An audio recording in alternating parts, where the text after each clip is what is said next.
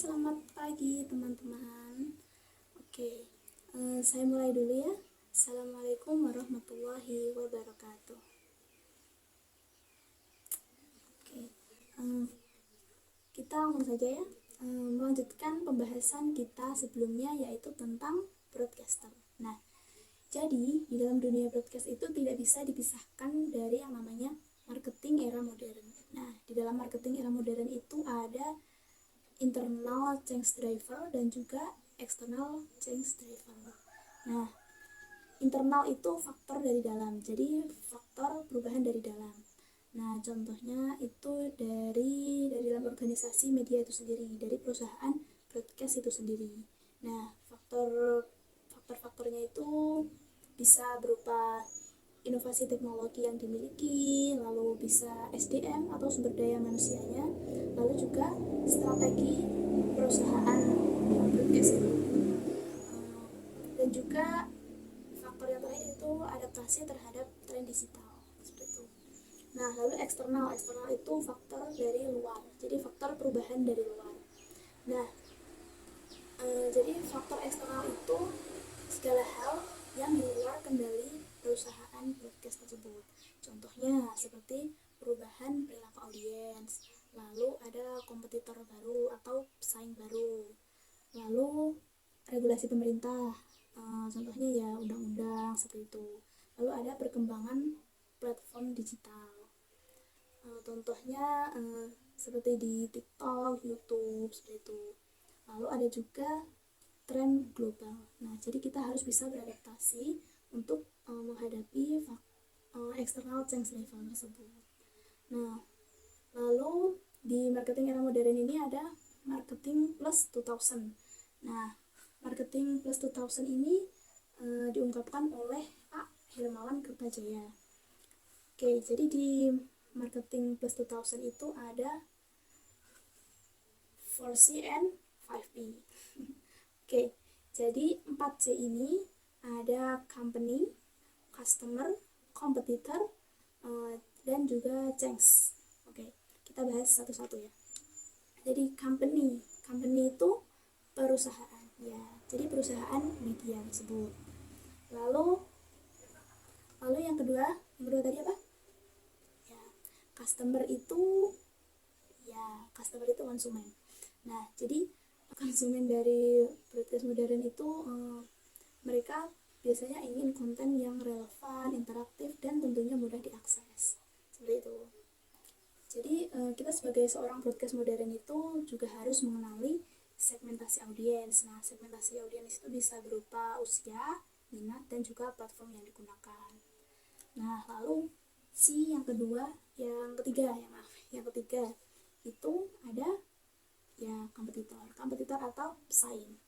Nah, jadi pesaing dalam dunia broadcast itu saat ini tidak hanya stasiun televisi atau radio lain, namun juga bisa konten kreator digital. Lalu ada podcast indie, media sosial, seperti itu.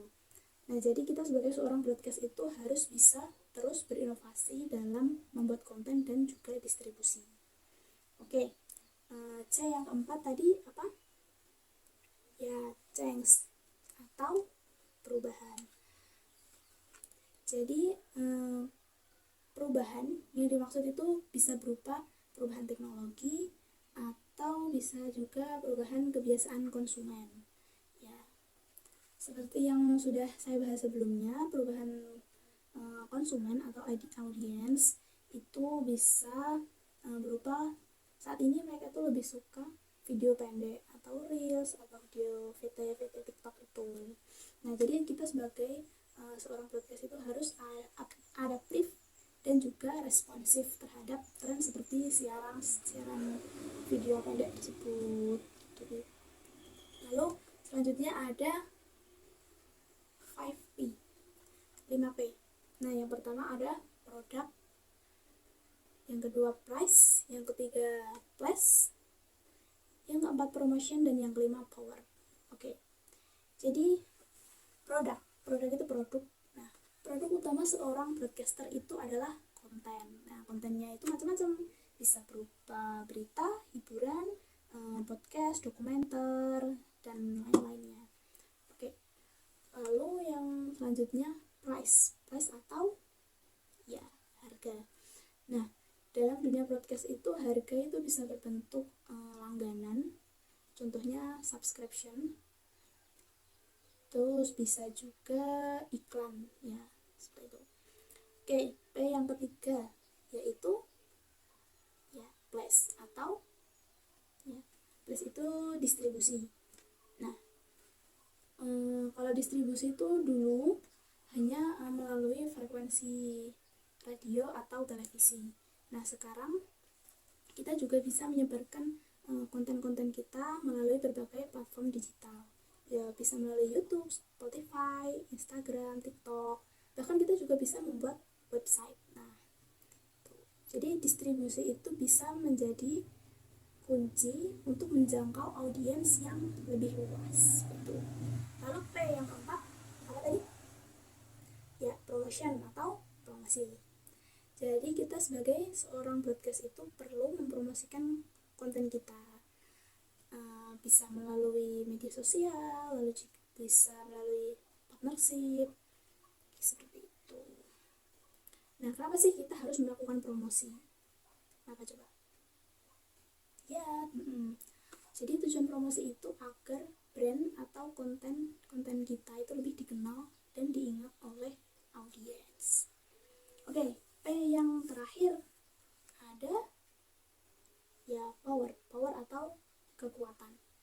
Nah, jadi di era digital itu power bukan hanya tentang besar kecilnya perusahaan, tapi tentang reputasi media, kekayaan data audiens, lalu ada kekuatan komunitas yang dibentuk, dan juga kemampuan untuk memengaruhi opini publik. Seperti itu. Oke, mungkin saya kasih contoh yang sederhana nih. Produk itu Indomie. Nah, Indomie. Coba kita analisis satu-satu ya. Jadi company dari si Indomie ini apa? Ada yang tahu? Ya, jadi company atau perusahaan dari Indomie itu adalah Indofood ya. Indofood itu sebagai produsen dari si Indomie ini. Lalu yang kedua customer dari Indomie itu bisa siapa? Ya, jadi customer dari Indomie itu memang sangat luas ya, bisa mulai dari anak-anak sekolah, mahasiswa, pekerja gitu, dan juga bisa dari segmentasi usia yang muda hingga dewasa ya, karena si Indomie ini merupakan mie instan yang dianggap praktis, murah, dan juga enak ya. Jadi kita kalau di dunia broadcast itu memang harus membuat konten yang bisa diterima di berbagai segmen usia gitu, untuk tentunya ya untuk menjangkau target audiens kita. Oke, terus C yang ketiga, kompetitor. Siapa pesaing dari Indomie? Ya, lalu makanya untuk menghadapi pesaing-pesaing ini, si Indomie itu tetap kreatif dalam memasarkan, dan juga mereka terus berinovasi untuk menambah rasa. Ya, seperti yang kita tahu, Indomie itu memiliki berbagai macam rasa ya. Lalu C yang keempat ada change atau perubahan. Nah, perubahan dari si Indomie ini ya tadi meluncurkan berbagai varian rasa. Lalu mereka itu juga merilis konten kolaboratif dengan influencer. Biasanya itu mereka membuat video mukbang atau mereka membuat resep unik dari si produk Indomie ini. Oke, lanjut ke yang 5P. Ada produk, price, place, promotion, dan power. Yang pertama, produknya dari Indomie ini ya tentu saja mie instan tadi. Nah, mie instan dengan berbagai rasa. Yang kedua yaitu price atau harga. Berapa sih harga Indomie? sekitar 2000 sampai 3000-an ya. Ya, jadi harga Indomie ini memang sangat kompetitif dan juga terjangkau. Si Indomie ini membuat strategi harga yang murah namun berkualitas sehingga mereka sukses menjangkau pasar yang luas itu. Lalu place atau distribusi dari Indomie ini di mana aja sih? Ya. Nah, lalu dalam konteks broadcast atau dunia digital, mereka itu mendistribusikan dengan cara kerjasama di media sosial, lalu juga bisa di podcast seperti itu. Lanjut ke yang keempat, yaitu promotion. Jadi promosi Indomie ini selain lewat iklan di TV, mereka juga berkolaborasi dengan selebgram, terus ada juga biasanya sama YouTuber, sama konten kreator kuliner seperti itu. Jadi mereka menggabungkan promosi klasik dan modern ya di iklan TV dan juga kolaborasi tadi. Lalu P yang terakhir tadi ada ya power atau kekuatan. Jadi apa sih kekuatan dari si Indomie ini? Nah, jadi si Indomie ini memiliki brand awareness yang sangat tinggi. Lalu si Indomie ini juga cinta konsumen lintas generasi. Jadi si Indomie ini juga memiliki kehadiran yang kuat di media konvensional dan digital. Nah, bahkan banyak media internasional dan juga YouTuber luar negeri itu juga mengulas dan memuji si Indomie ini. Nah, selain itu kekuatan si Indomie ini, mereka punya jargon. Apa jargonnya Indomie? Indomie. Nah, yaitu. Jadi jargon mereka itu mudah diingat oleh semua kalangan. Oke teman-teman, mungkin itu saja pada pertemuan kita hari ini. Sampai jumpa di pertemuan selanjutnya. Saya tutup. Wassalamualaikum warahmatullahi wabarakatuh.